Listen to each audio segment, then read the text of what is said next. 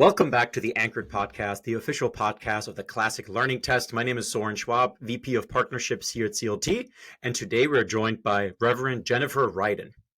Jennifer is the senior chaplain at Hope College in Holland, Michigan.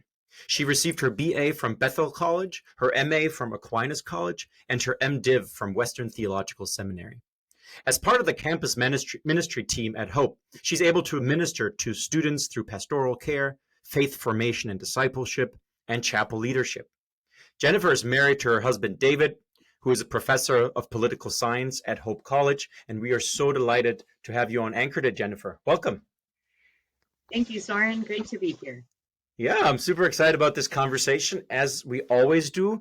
We'll start the Anchored podcast by talking about your own educational journey. What was it like for you growing up? Were you homeschooled? Did you attend Christian school, public school? What was it like? You bet. I have lived in Holland, Michigan for a long, long time, but I'm a native of Minnesota.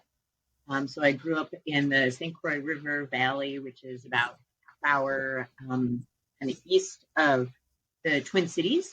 And I grew up in a public school system, quite a large one, actually, and really, really good. It was really great upbringing.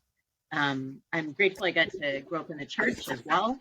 I grew up in a small Methodist congregation where my dad, who was a public school teacher, a band teacher, was also the choir director. And so he served that congregation for about 45 years.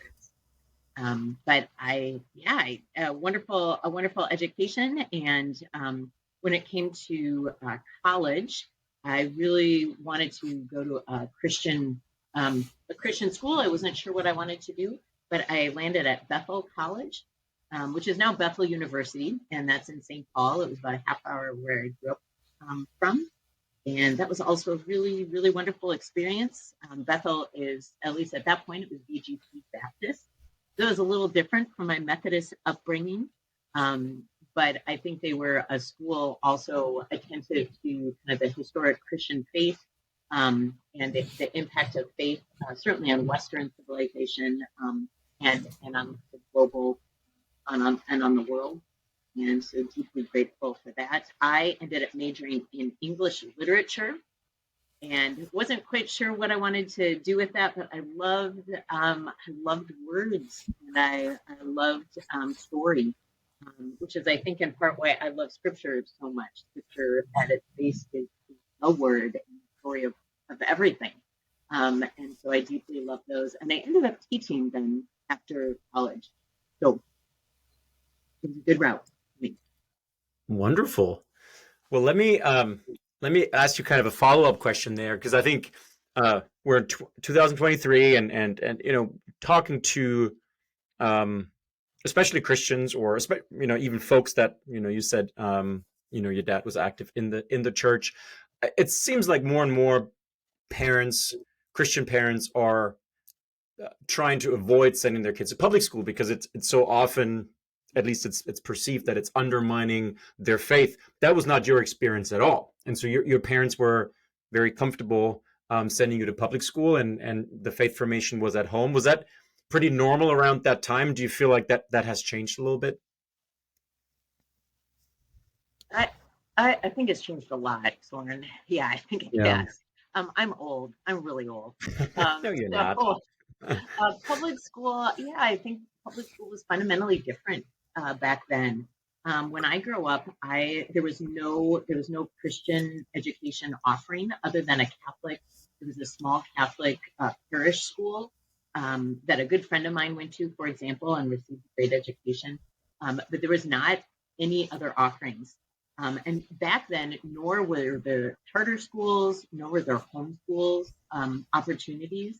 Now, it's been really amazing, actually, for the last 20, 30 years to see the educational landscape change profoundly.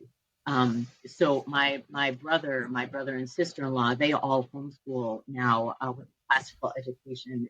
It's amazing what they get to do with their kids and what they covenanted to do with the homeschool network. My children have done both, actually. We have two college-age student children and one high schooler. and they have been part of both the public school system here in Holland and Holland Christian school system. Oh yeah. So we've have both of those experiences.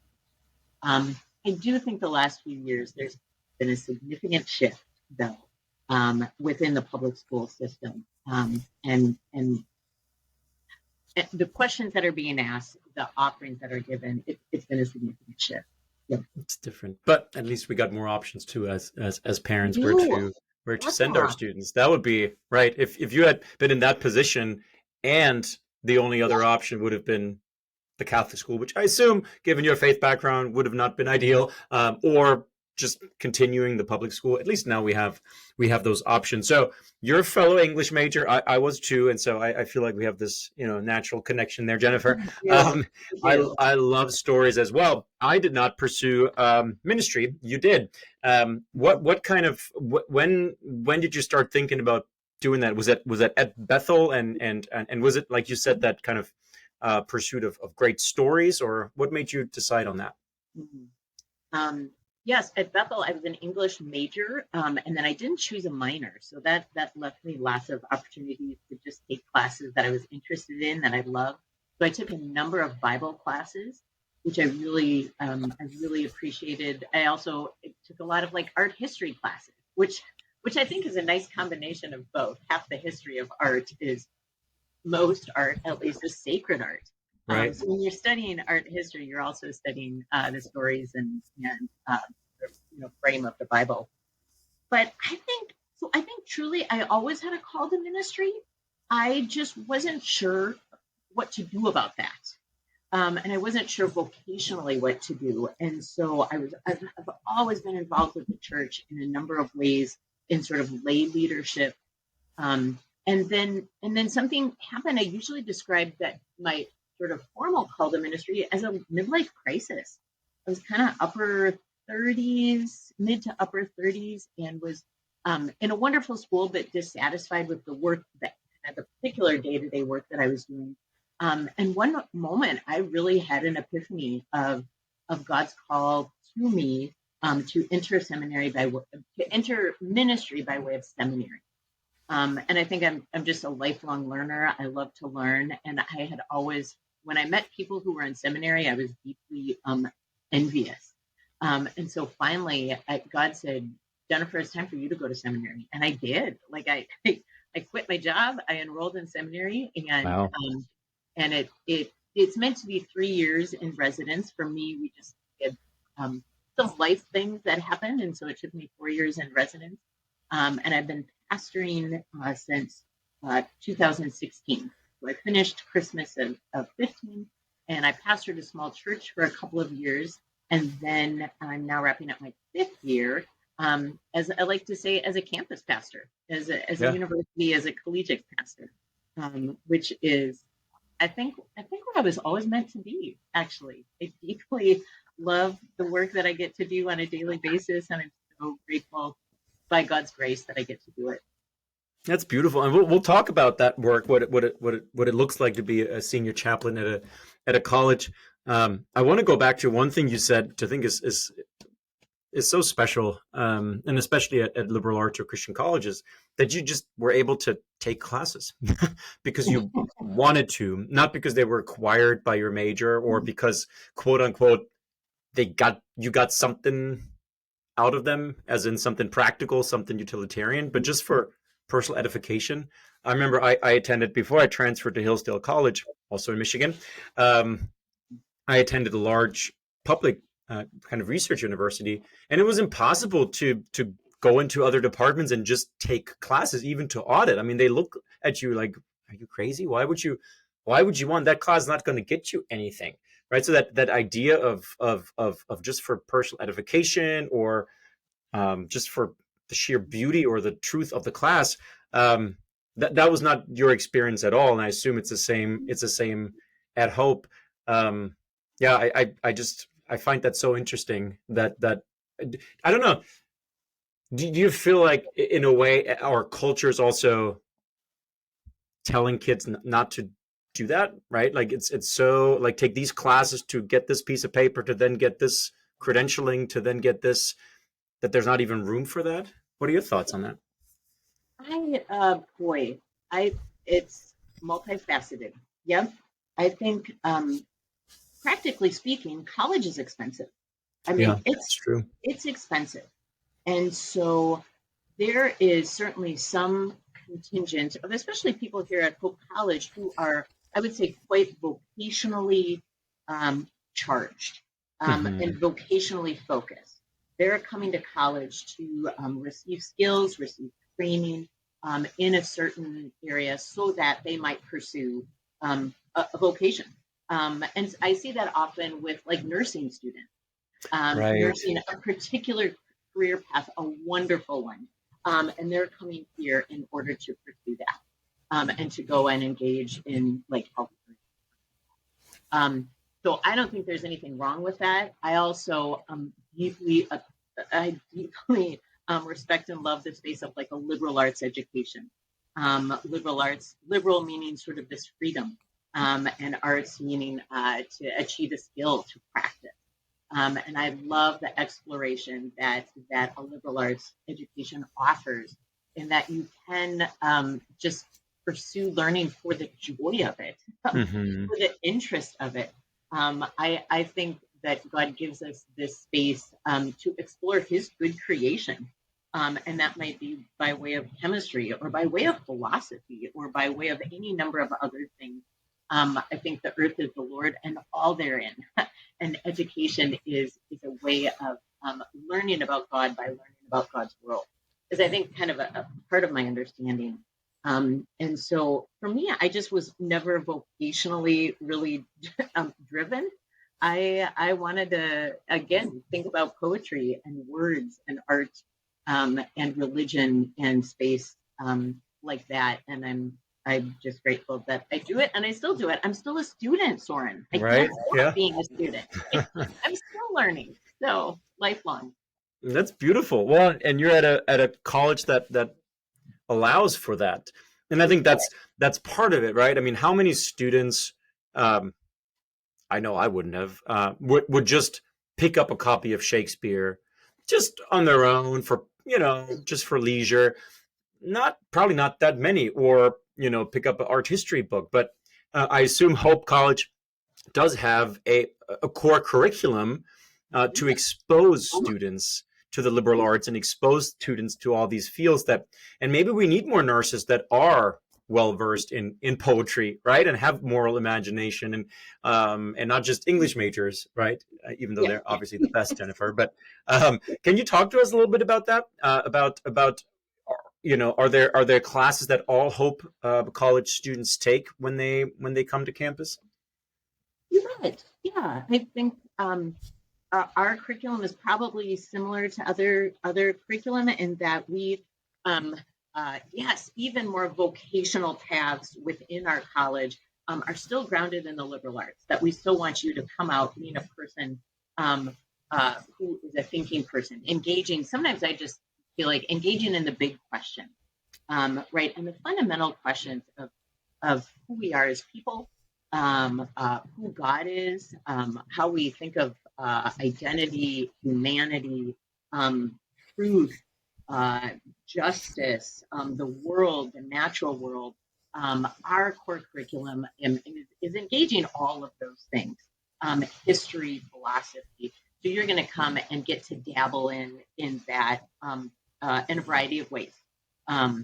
So you'll take sort of a cultural heritage class, you'll take a religion class, you'll take a health class, um, all of those things. Yep.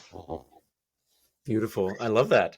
Well, I mentioned earlier in the introduction that your husband is a professor. I think he's how many years? Has it been 20 Oh, it's that been a David long has been time, even more there? than that. He's been here for a long. I've only been here for 5, but he's been here So for a long time. you're clearly all in on Hope College, All in. and very committed to it.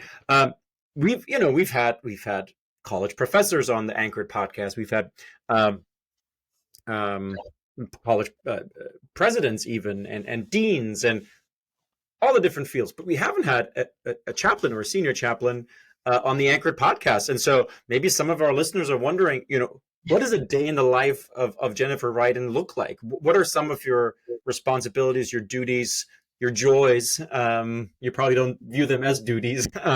What are some of the things that you do as a senior chaplain? Well, first let me say I'm honored to maybe be your first chaplain. Yeah. That's I always feel a little insecure if I'm going up against presidents and professors. Um, so grateful that I get to be a chaplain here. We so Yeah, a number of things. I mean, our kind of mission statement at Hope College is that Hope is a four-year liberal arts college where academic excellence and vibrant Christian faith join together in a supportive and welcoming community in downtown Holland. We're committed to deep roots, rigorous preparation for students that we would send them out to live faithfully and vocationally, making a difference in the world. So that's a really wonderful. It's a really wonderful mission. And the part where it talks about Christian community and vibrant Christian community, I usually say that's the space where I get to work. I get to foster, nurture, encourage that vibrant Christian community. I'm not the only person who does it, but that's a deep part of what I do as I partner across campus, engaging faculty, staff, and students. And so a day in my life is it's it's multifaceted. I might Monday mornings I get to begin with operations committee meeting, which is called by the president, and that has some key leaders on campus. I then move into chapel, and we worship four times a week at Hope College. So that's a big part of what we do. A big part of what I do is I steward that chapel space. I also organize it and make sure it happens, along with a few key staff. So we move into then Monday, Wednesday, Friday. We have a time of prayer, and we have chapel, which is 22 minutes, 10:30 to 10:52. And that's by and large my favorite thing. I love when we get to worship. I love that I host that and also conceive of that and make that happen. And that's one of the key pieces. I think one of the really special things about our worship is that it's invitational. Worship is our chapel especially is not required on campus, and so not that there's not I have nothing against that, and plenty of other wonderful college Christian schools require chapel. Ours is not, and so we continue to discern how to make that invitational, hospitable, faithful, transformational are some of our end goals with chapel. I have a number of small groups that I help with, also kind of foster on campus. And our ministry is very relational. So all of our chaplains spend a considerable amount of our days one-on-one meeting with students. And that's just a deep grace for me as we walk alongside students with any number of questions, any, you know, all sort of places on their journey of faith, and we get to meet with them and offer spiritual direction and hope. Beautiful. I'm just seeing the smile on your face as you're talking about the work that you do. It's just so beautiful. And seems like just the perfect fit. So you mentioned you've been at Hope for about 5 years, obviously connected to your husband for much longer, but even in those 5 years, I assume there's been a lot of well, we know there's been a lot of changes, increase in technology, social media, even though social media was around even longer than that, but new social media, um, the growing divide in our country, even among Christians, of course, COVID, and the impacts of COVID and mental health. Um, from your perspective, what have you seen these last few years? And are there maybe some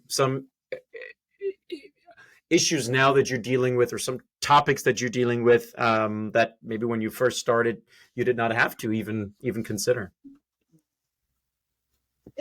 Oh yeah. Um, yeah, Where to start? I think there's so much. Yeah, I think we're all still kind of recovering from COVID and wondering what that has meant.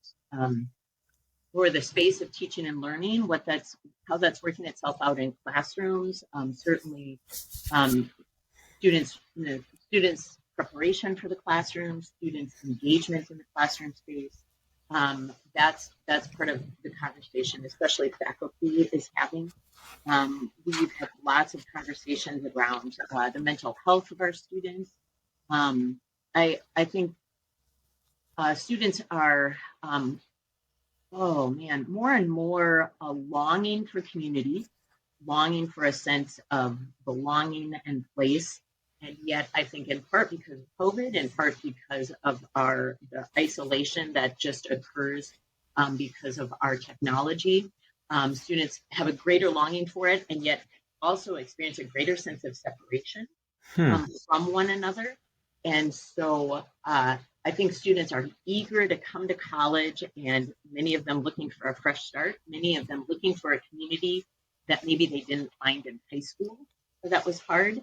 And yet they're finding it challenging. It can be challenging to pursue new friendships, to pursue a new life here. And so a lot of our conversations are about that. Um, I think I often tell students that coming to college is it's amazing. It's also an extraordinary shift in their life. I sometimes will quote Genesis 12 when God said to Abraham, Abraham, I want you to leave your land, leave your family, leave your people, and go to this new place that I will tell you. And sometimes I talk students through that they have left the home that they've had for 18 years. They've left all of their previous relationships. They've left their just everything, and they're coming to Hope College, and they're coming to make a new life. And it's hard. It's hard, and it can be disorienting. It can be challenging, even as it is often really exciting and really wonderful. And so there's a lot of things that students have to deal with in that time that we talk about. Um, I think also there's for me, I think students are more and more skeptical of the church. They're skeptical of Christians. And Mhm. so for us, how do we speak about the good news of God for us in Jesus Christ? Um, again, and witness to that, but also aware of lots of other witnesses that don't necessarily help students cultivate that, if that makes sense. Um, It so does. there are lots of conversations around that. I think students are well aware of what the world is. They're well aware of what you just named, of the brokenness, of the divide, of the fracture, of the divisiveness, and they're wondering what to make of it and what to do with all that. Um, so lots of deep questions coming in. Yeah, you Yeah. bet. Yeah. the, the biggest and most important ones that we get to wrestle with. Mhm. But what better way than, at a small college campus, where they are lifted up, and where they can find that place. Let me, as you're talking, my mind is racing, and I want to pick your brain on that a little bit, because you're mentioning this longing that students have to belong, that Yeah. longing for community. Uh, but then we're also, I feel like, and inevitably our students experience this, the public discourse today is so much about identity and individualism, and about finding and living your truth and being your genuine self, your authentic self, which could sometimes seem like it's in contrast to that also that longing for community, which sometimes means to some extent giving up some of that self. Um, uh, have you have you thought about this? Because I mean, I'm just that thought just crosses my mind. Yeah. But can you speak to that a little bit? Is that a tension that you see as well? I Boy, have I thought about it, Soren. Yes, some days I think about nothing else. Boy, I think it's so hard. I think the sort of the ethic of individuality, as you named, of some call it the autonomous individual self. The idea that we're sort of self-made, that we're self-actualized, that even our identity is something that we make, right, and we cultivate. And I think that comes through in a lot of ways, particularly sensitive to social media and what that has fostered with Instagram, Snapchat, any of those. I think it's so pervasive. But yes, exactly. So there's something in us that really we want to be our individual selves, pursuing that which we are called to. And yet that's also isolating. Hmm. Because we also deeply want to be part of communities. But communities, of course, ask things of us. Communities shape us, and communities say that to be a part of this community, there usually is a purpose to that community. And there are values that are part of that communities and missions. And so to be part of those communities also often means that we have to give up something of ourselves. That we have to sort of hop on board the ideals, the values, the mission of the community, which might mean that we have to compromise something of ourselves. Um, and that there's the rub. I think Hmm. there's the rub. We want the community, but we don't necessarily want to do what it takes to be a part of it. Or we don't want to maybe even submit ourselves to community, or subordinate ourselves. Those are not very popular words, but to be part of a community, we often have to do that. And so I think those are the challenges of how to honor one another, as individuals, and yet live together as community. And Wow. those are great No. conversations, and I think those, we have those a lot. Yeah. And I, Yeah. It I think seems there's like you've thought about it. You thought about it a lot. Yeah, I mean, it's interesting, right? Because we talk a lot about inclusivity, but for groups to be inclusive, I mean, anyway, by definition, an organization or a group is also exclusive, right? Because there are perimeters around like being part of a group, and so it's certainly yeah, a tension that now after talking to you, I want to think about a lot more, as well, because this is fascinating. Um, I think that's yeah, sorry to interrupt, but no, I think absolutely. that's just one of the deep graces of the Christian faith, is that we as those who are made in the image of God, those who are redeemed by Christ, we have something that is outside of ourselves. We have a concept of who we are, which isn't self-made. It's given to us. It's given to us. The gift of our existence and who we are is a gift from God, and that allows us a certain sense of freedom and, I would say, joy and belonging, that we don't get apart from the Christian faith, if that makes Hmm. sense. Um, Yeah. so I often will talk to students about who they are in Christ, and the gift of what that is, and then also just the great space that invites us into, Right. which is exclusive in some ways, and yet so inclusive, because it's a space that we don't make. It's a space that's given to us, by God, and and that's extremely hopeful to me. And I think what Hope College, points to. Absolutely beautiful. Thanks for sharing that, Jennifer. I do have one more question for you, the most Yes. difficult one of all, but also my favorite one, the most exciting one. Uh, can you tell us one book or one text that has been most impactful, in your life, and why? That's really hard, Soren. Um, well, I'm going to sneak it. I'm going to say two. First, there's Paul's correspondence with the Corinthian church. I Hmm. love it to death, and I love Paul's words into a deeply divisive people. He has some wonderful things to say. So that's my first one, Corinthians. But my second one, Soren, is one of my favorite book group reads is a little book by Tish Harris and Warren, and it's called The Liturgy of the Ordinary Sacred Practices in Everyday Life. And I've probably read this 4 times with a student group, with a faculty and staff group, and it never fails to inspire us and give us hope. The premise is that we become aware of God's presence in our ordinary everyday lives. And I need that all the time. How is God at work in this world? How is God moving and shaping and transforming even us? And Tish Harrison Warren offers us just aspects of our everyday life in which we may encounter God and bear witness to God. And it's one of my favorites. Read it if you haven't. That sounds fantastic. That sounds fantastic. Writing it down as you speak.